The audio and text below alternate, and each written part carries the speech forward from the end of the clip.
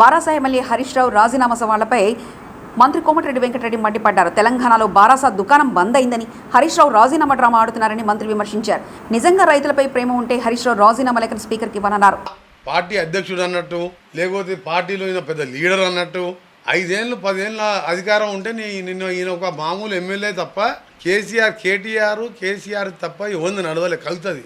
ఆఖరి సంతోష్ రావంతది కూడా నడవలేనా. ఈ జన్మలయ్య నీ పార్టీ జూన్ 3-4కి వెళ్ళి దుకాణం బంద్ అవుతుంది.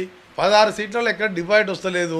నువ్వు ఎమ్మెల్యే గెలుచుకోవడం కష్టం అని చెప్పి ఈయన నాటకాలు ఆడటానికి మళ్ళొక్కసారి ఇవాళ రాజీనామా పత్రం అని చెప్పి ఆ లెటర్ తీసుకొచ్చిన తర్వాత ఆ లేఖ చూస్తే నాకే నవ్వు రావడం కాదు, ప్రజలందరూ కూడా అనుకుంటారు వీడు మళ్ళా జోకర్ చేసి మళ్ళా అనుకుంటాము. ఆ రోజు అగ్గిపేట దొరకలేక ఆత్మహత్య చేసుకోలేదేమో, నిజంగా అగ్గిపేట దొరకలేదేమో అనుకుంటు. కానీ ఇవాళ రాజీనామా ప్రొఫామాలో రాసుకొచ్చి రైతు రుణమాఫీ గురించి మాట్లాడితే వేదేదో రాసుకొచ్చి అవన్నీ మాకు తెలుసు, అన్ని ఇంప్లిమెంట్ చేస్తాం 5 చేసినాం, మిగిలిన కూడా చేస్తామని తెలుసు మాకు. మీ చరిత్రన మీ కుటుంబమే, నీ పార్టీనే మోసాల పార్టీ, అవినీతి పార్టీ. ఇవాళ ప్రొఫామాలు ఎన్ని నువ్వు రాజీనామా పత్రాన్ని తీసుకొచ్చి మళ్ళా జోకర్ అయినావు. అందుకనే కాంగ్రెస్ పార్టీని విమర్శించడం మానం. తెలంగాణ ఇస్తా అంటే ఇచ్చినాం. ఆగస్టు 15 మా ముఖ్యమంత్రి గారు ఇచ్చిన మాట నిలబెట్టుకుంటాం.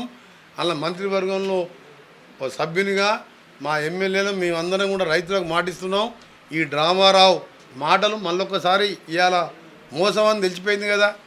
నిజంగా రైతుల ప్రేమ ఉంటే నీదేం డ్రామా? కనీసం మెదక్లో డిపాజిట్ తెచ్చుకోవాలి. రైతుల కోసం నేనేదో మునగాన్ని ముఖ్యమంత్రి గారితో ఛాలెంజ్ చేస్తాను చెప్పుకుంటానుక. నీ మెదక్లో డిపాజిట్ తెచ్చుకో దమ్ముంటే. మెదక్ సీటు కూడా ఓడిపోతుంది. 13-14 కాంగ్రెస్కి వస్తున్నాం. ఇక ఆయన కట్టబట్టుకొని బయలుదేరిండి. ఆయన అధికారంలో ఉన్నప్పుడే ఫామ్ హౌస్లోకి వెళ్ళి బయటికి రాలే. 4 నెలల్లో ఎన్నిసార్లు సెక్రటరియట్కి వచ్చిందంటే, నా 10 ఏళ్ళల్లో 4 నెలల్లో మా ముఖ్యమంత్రి గారు వచ్చిన దాంట్లో 10% సార్లు కూడా రాలే. మొత్తం 5-10 సార్లు రాలే. మా ముఖ్యమంత్రి గారు హైదరాబాద్లో ఉంటే 3 నెలల్లో 60 రోజులు 60 సార్లు వచ్చింది సెక్రటరియట్కి. అందరిని కలిసేవారు. అపాయింట్మెంట్ లేదు, సెక్యూరిటీ లేదు, ఎవరిని చెక్ చేసేయలేదు.